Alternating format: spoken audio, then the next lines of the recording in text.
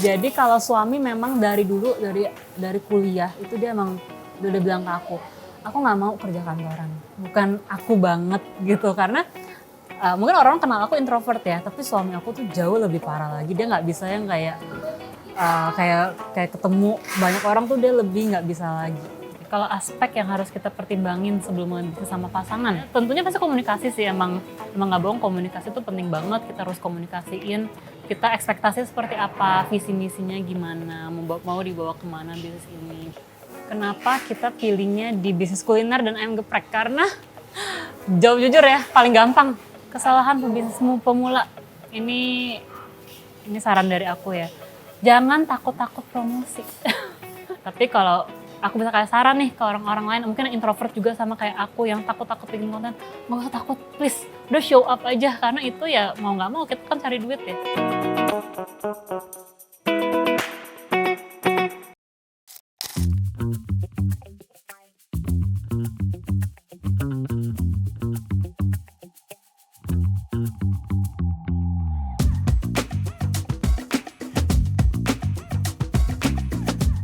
Kenalin, aku Nana. Aku sebenarnya istri dari owner Ayam Nagih. Jadi di sini tuh aku role-nya lebih ke content creator-nya. Kalau cerita awal bisnis ini sebenarnya tuh dari 7 tahun yang lalu. Ini sebenarnya dari pacaran kita. Terus waktu itu pacar aku iseng kayak, nih aku bikinin, cobain deh. Terus kalau aku coba ternyata enak nih. Enak, terus mau jual tapi di mana ya? Nah waktu itu juga kebetulan online food lagi baru rilis, seingat aku ya. Akhirnya iseng tuh masukin ke situ. Ya itu akhirnya usaha dari 7 tahun yang lalu itu akhirnya sampai sekarang. Kalau aspek yang harus kita pertimbangin sebelum membisnis sama pasangan, sebenarnya kalau aku sendiri dulu tuh nggak bener-bener yang kerja sama dia juga sih. Jadi emang bener-bener kayak lebih murni ngebantu. Kalau misalkan lagi rame, coba dong ke sini, turun-turun. Aku dulu kebagian turun pesanan soalnya.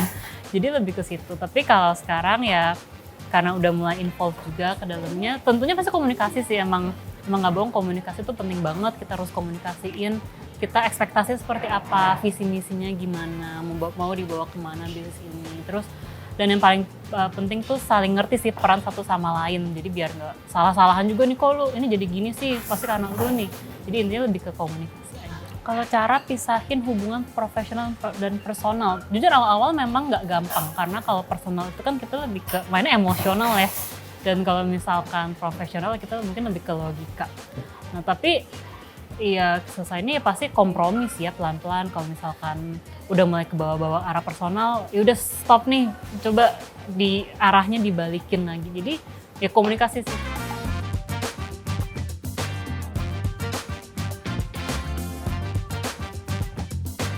Kalau kita ngomongin secara latar belakang nih Kak, apakah Kakak dan suami tuh punya latar belakang pendidikan formal di bidang bisnis atau mungkin kuliner gitu? Jujur nggak ada sama sekali, bahkan dulu aku sama suami tuh nggak bisa masak sebenarnya. Jadi suami juga nggak pernah ke dapur, aku juga apalagi nggak pernah ke dapur. Kalau untuk pendidikannya ya nggak ada untuk bisnis ataupun kuliner. Nah kenapa aku sama suami akhirnya milih bisnis ini ya? Jadi kalau suami memang dari dulu, dari kuliah itu dia emang udah bilang ke aku nggak mau kerja kantoran.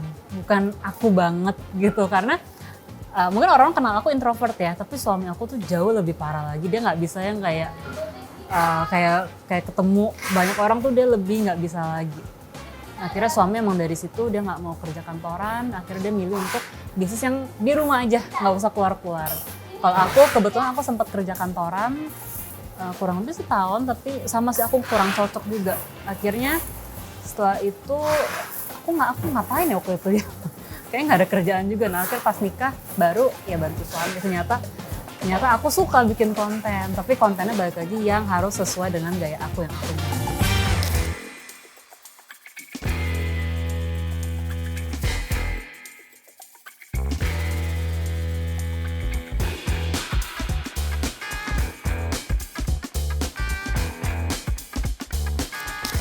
Kenapa kita pilihnya di bisnis kuliner dan ayam geprek? Karena jauh jujur ya, paling gampang. Karena kalau makanan pasti semua orang cari ya. Semua orang pasti butuh makan setiap hari, dan ayam kayaknya juga paling aman sih, kayak semua orang kayaknya bisa makan ayam.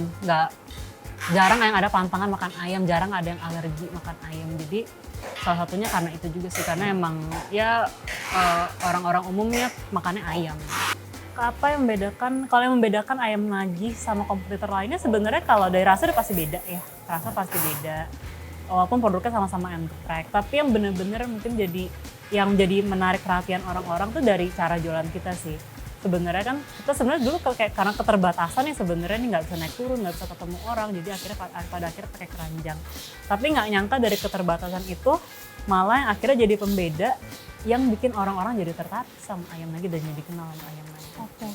Waktu 2018 modal awal kita sebenarnya kalau rinciannya ya benar-benar nominal tepatnya aku kurang inget juga karena kan itu bisnisnya suami ya. Tapi harusnya sih tidak besar karena kalau tempat kita pakai dapur rumah pribadi. Terus aku inget dulu tuh kita stok ayam juga nggak banyak, 1 minggu cuma 3 kilo yang tidak habis juga, 1 minggu 3 kilo. Terus paling untuk box-box kita beli kayak di online shop aja sih yang nggak gitu mahal-mahal. Jadi cuman itu aja sih, mungkin di bawah 1 juta kali ya. Memang kita untuk awal-awal kita memang fokusnya di online. Bahkan sampai sekarang sebenarnya kita fokusnya di online, di GrabFood, di Shopee Food, di GoFood. Tapi karena dengan konten ini jadi banyak yang tahu, jadi banyak penasaran yang pengen kesini. Kenapa kita fokusnya di online? Karena paling gampang sih ya, karena kalau apalagi dengan modal kecil, kalau modal kecil kita mau buka tempat gimana caranya? Sewa tempat udah berapa, belum sewa untung kayak beli-beli mejanya, kursinya itu kan pasti modal lebih gede lagi. Nah waktu itu cara kami buat narik pelanggan online itu sebenarnya nggak ada cara-caranya gimana, karena kan balik lagi modal ya, modal kalau misalnya kita mau buka, mau endorse itu kan modalnya pastinya besar. Waktu itu kebetulan suami punya koneksi hebat nih ke fotografer profesional, yaitu papinya sendiri. Jadi waktu itu papi mertua aku bantuin foto untuk foto produk dan fotonya ya pasti bagus lah ya kalau difotoin. Nah udah mungkin karena fotonya menarik, jadinya pelanggan-pelanggan yang lihat jadi tertarik. Untuk meyakinkan, terutama orang tua sih ya, kalau untuk meyakinkan orang tua tuh dulu sudah sempat tuh kayak suami dibilang, udah lu ngapain nih kerja kayak ginian, nggak meyakinkan karena kan emang dulu penjualan dikit ya, apalagi sampai tahun ke-4, tahun ke-5 tuh kayak kita juga masih, ya kalau dibandingin sama mungkin income teman-teman kita yang lain tuh masih jauh banget lah ya. Udah sempat tuh kayak disuruh udah cari kerjaan nih, mau nggak kerja di sini di mana gitu ya, tapi entah gimana caranya emang kita ada keyakinan juga nih pasti bisa nih kita gedein, maksudnya dari tahun pertama sampai sekarang nggak berkembang. Waktu itu aku sama suami lebih, ya katakan kita keras kepala lah, bisa, walaupun memang prosesnya nggak bentar, tapi ya pada akhirnya di tahun ke-7 ini puji Tuhannya udah mulai terlihat lah ya. Sebenarnya kalau dari peer pressure sendiri, nggak ada yang kayak teman-teman kayak lu cuma jualan ayam geprek, sebenarnya nggak ada yang kayak gitu sih, cuman kan kita kadang kalau ngeliat story orang, wih dia kerjanya kok keren ya, sempat iri juga sih walaupun aku pernah kerja kantoran, tapi pas akhir aku resign terus berhenti kok kayaknya lebih enak kerja kantoran juga deh, kayaknya lebih stabil gitu kan ya. Tapi kan balik lagi ke tipe-tipe orang ya, ada tipe orang yang suka ngumpul nih sama orang banyak, ada yang enggak. Kalau aku sama suami kurang nyaman sih kita kayak untuk terlalu ngumpul-ngumpul sama orang banyak. Terus kan apalagi kalau dulu aku udah punya pengalaman kantoran juga, kayak meeting itu tuh wah itu bisa satu ruangan bisa 9 orang, 10 orang ya. Itu aku nyerah sih, nyerah. Nggak cocok ternyata.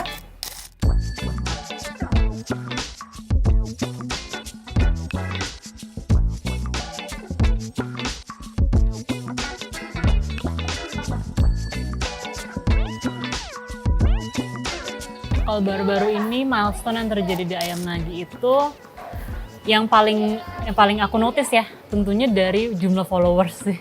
Karena dulu kita followers juga belum banyak, terus gara-gara viral ini followers bertambah, views-nya juga bertambah, dan tentu aja ini ngaruh juga sih ke yang pesan. Kalau dari dulu ya, dari 7 tahun lalu sampai sekarang yang pastinya prosesnya sama sekali nggak instan. Itu lama kalau untuk sebuah bisnis 7 tahun itu. Kalau dari penjualan pastinya makin lama makin naik ya, karena dulu kita kan cuman bisa, yang tadi aku udah cerita tuh, seminggu 3 kilo aja tuh nggak habis kadang. Sampai sekarang akhirnya bisa banyak terjual satu hari. Itu udah milestone. Terus yang paling aku seneng ya karena di sosial medianya akhirnya kita dinotis lah sama netizen yang ini loh, ada loh ayam lagi, namanya itu sih yang paling menurut aku milestone yang cukup jauh. Kalau untuk konten awal itu yang pertama kali sebenarnya dari foto. Waktu itu tuh aku juga kayak lagi ngapain ya, lagi bingung gitu kan. Terus aku ajak salah satu tim aku, coba deh sini aku fotoin kamu itu ya, kamu ceritanya lagi mau pesen gitu ya di ayam nagi, kita kasih tahu caranya. Akhirnya waktu itu foto kalau ada lihat tuh ada carouselnya, cara pesen di ayam nagi, dan diturun pakai keranjang. Nah itu konten pertama yang lumayan kayak bikin orang tertarik, kok lucu ya katanya, kok pesennya kayak gini. Nah terus baru konten berikutnya itu yang baru benar-benar viral, waktu itu yang sampai berapa juta aku lupa. Itu aku ngomong di mic, jadi cara jualannya kita komunikasinya dikasih tahu tuh lewat mic dan lewat CCTV. Itu sih yang pertama kali benar-benar viral. Oh pasti ya, kalau misalkan dari viral itu sekarang kita fokusnya pengen ini sih, lebih ke kontennya nih nanti apa lagi, karena ya ternyata orang-orang suka nih dengan konten ini dan ternyata itu yang bawa pengaruh ke awareness-nya ayam nagi. Sekarang emang lagi, apalagi aku kan bagian kontennya ya, saya harus mikirin nih ide konten apa lagi yang orang-orang suka. Lagi pengen fokus dan maintain ininya sih, media sosial. Ada saran spesifik nggak Kak yang pengen disampaikan kepada mungkin pasangan lain yang baru berencana untuk mulai bisnis atau lagi menjalankan bisnisnya gitu? Yang pastinya emang harus yakin dulu nih, ini bisnis kira-kira kalian bisa nggak nih untuk kerja bareng, harus pahamin dulu karakter masing-masing. Kalau aku sama suami tuh kebetulan memang ya kita ya kurang lebih oke lah, secara komunikasi itu penting. Terus apalagi kalau bisnis, kita bisnis kecil ya, nggak boleh nyerah sih. Memang kan kalau 7 tahun ini jalan, kalau misalnya kita nyerah bisa kan dari awal-awal sebenarnya, karena kan nggak gitu kelihatan tuh dari awal hasilnya. Tapi karena kita yakin, nggak mau nyerah, saling support juga nih. Pas suami udah menyerah, aku kayak support. Pas aku bilang kayak nggak bisa deh, suami juga kayak support. Nah itu yang akhirnya bisa bikin, mungkin ya salah satunya bisa bikin bisnis itu bertahan.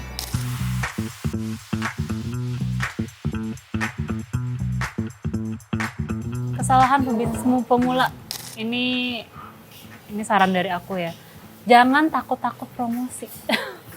Karena kenapa sih ayam nagi mungkin baru 7 tahun nih, baru ternotis orang, mungkin karena aku dan suami takut.